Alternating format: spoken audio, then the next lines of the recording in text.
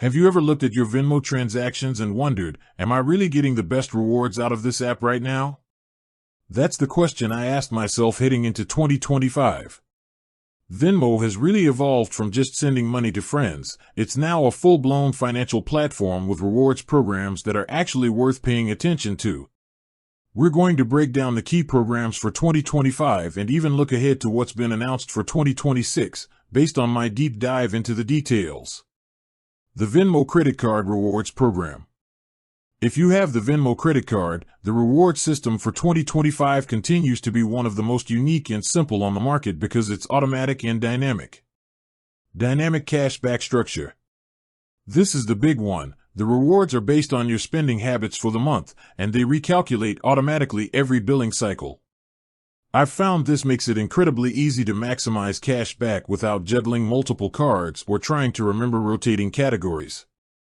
3% cash back. Your top eligible spend category automatically earns 3%. If you travel a lot one month, that's your 3%. If you eat out constantly, that's it. 2% cash back. Your second highest eligible spend category gets 2%. 1% cash back. All other eligible purchases and Venmo person-to-person payments earn 1%. The cash back is deposited directly into your Venmo balance at the end of each statement period, and you can even set it to automatically use that cash back to buy crypto, a feature that continues to be available. The best part? No annual fee. It's a straightforward, high-value card if you want simplicity. The Venmo debit card, introducing Stash. If you're using the Venmo debit card, which is completely separate from the credit card, the major development for late 2025 and 2026 is the new rewards program they've introduced called Venmo Stash.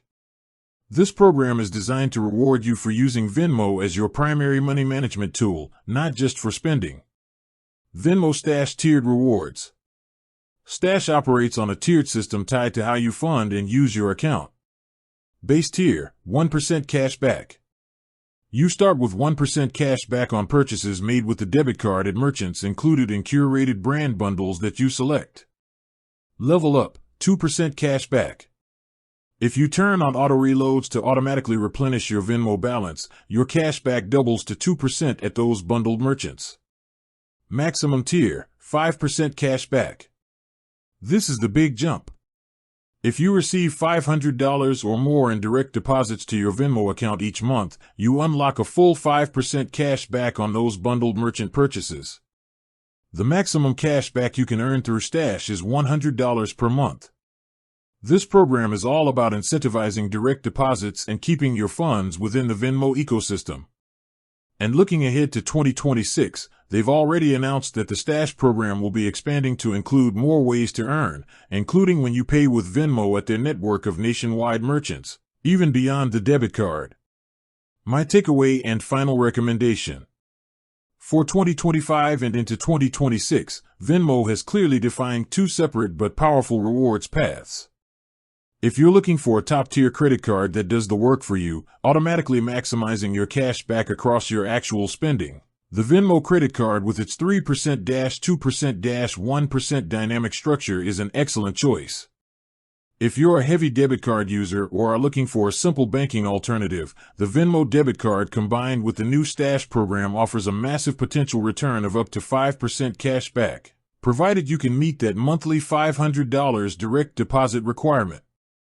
My personal preference for maximizing rewards is to use the credit card for my main purchases to hit that 3% cap and then leverage the debit card Stash program for the bundled merchants, especially if I'm already using Venmo for my direct deposit.